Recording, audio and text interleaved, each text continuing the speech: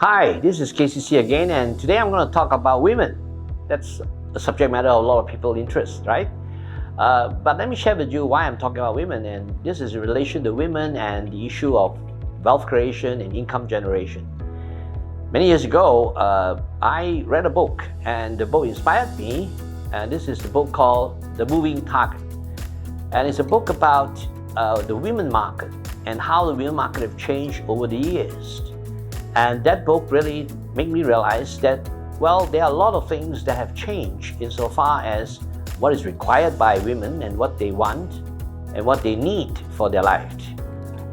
In a traditional Asian environment, not so much in my country, but perhaps in some other country, women are sometimes regarded as somebody that just stay at home, take care of the family and just, bring up the children, and that's what they do. But I'm sure all of you realize time has changed, and it should change. And women sit next to men and should do anything that a man can do. And that's my thoughts. But unfortunately, there's a lot of barriers that a woman has to overcome in order to be out there and be financially free, financially well-being, have financial well-being, and be taken care of, right? So the question is, what is it that is important for a woman to look into? The first thing I want to suggest is this. I suggest that all women should have their own source of income.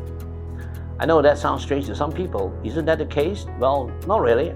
I came across some women who is very, very dependent on their spouse or very, very dependent on their partner's income when they should learn how to be financially independent. Because as you know, as in the modern time, relationships are often sometimes very short-term, and when things don't go well, it could have an impact on the person's financial well-being, especially when we have breakups, when we have things that does not go the way the relationship should go. So I always believe that every woman should have their own wealth. Every woman should create their own wealth. Every woman should have their own treasure chest to take care of them in any other circumstance. That's the first thing I want to share with you about women. The second thing is earning. And there is a bias about women. You put a woman in a job, you put a man in a job, and it's always the case of women even doing the same job as a man, as a man does not get paid as much as a man. Well, I'm not here to talk about the biasness, and I'm not here to change that. But I strongly believe that it's nothing to do with whether he's a male or female. At the end of the day, it's the capability. And how is it that women who is just as capable or even more capable than men does not earn as much as the men? Well, if you are in an environment or in an organization where you detect such biasness, then obviously you shouldn't even want to be there.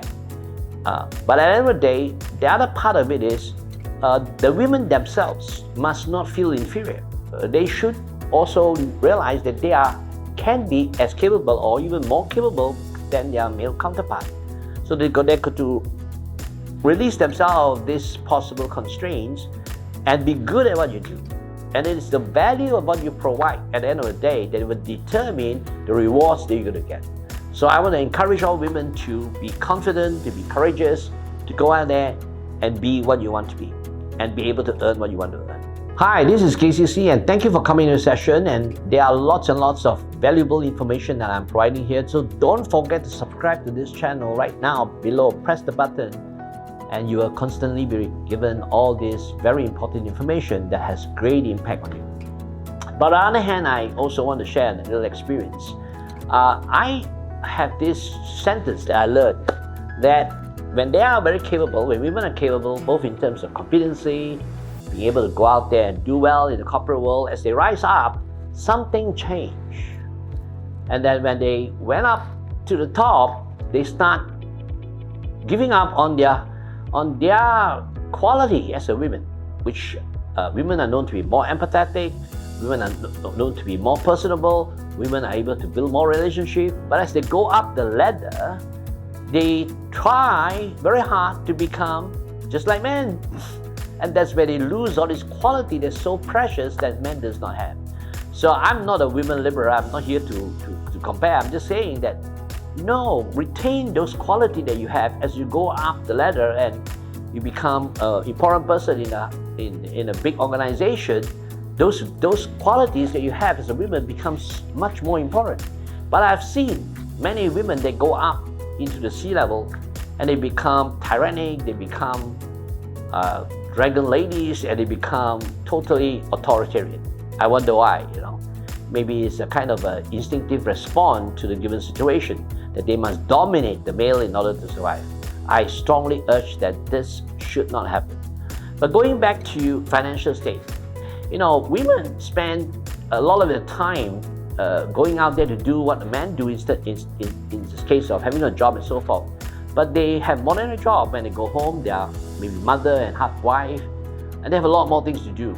If men complain about anything, they should worry about the fact that women has a lot more responsibility compared with men in that sense.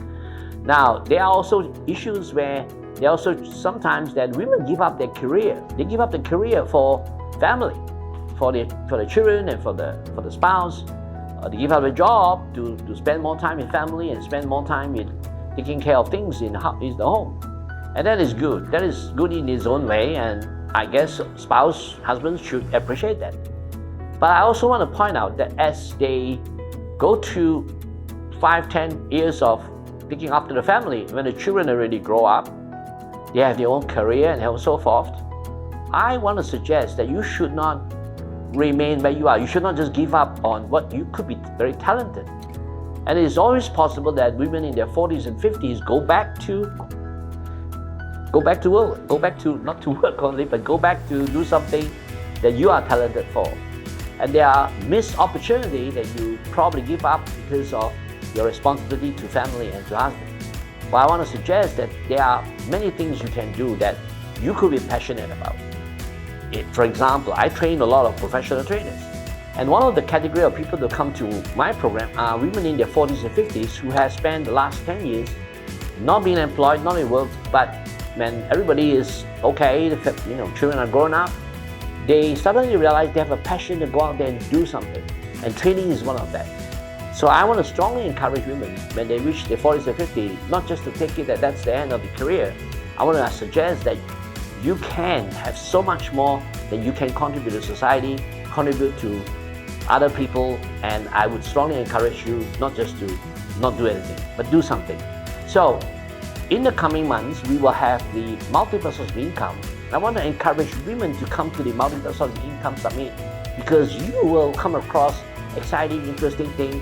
They may spark off something that you knew. They say, this is what I always want to do, and do it. So I want to encourage you to join us at the multiple sources of income, and in fact, in the past, we have a lot of women coming, but I'm encouraging more of you to come. So this is KCC talking about women, and thank you very much for coming into this session.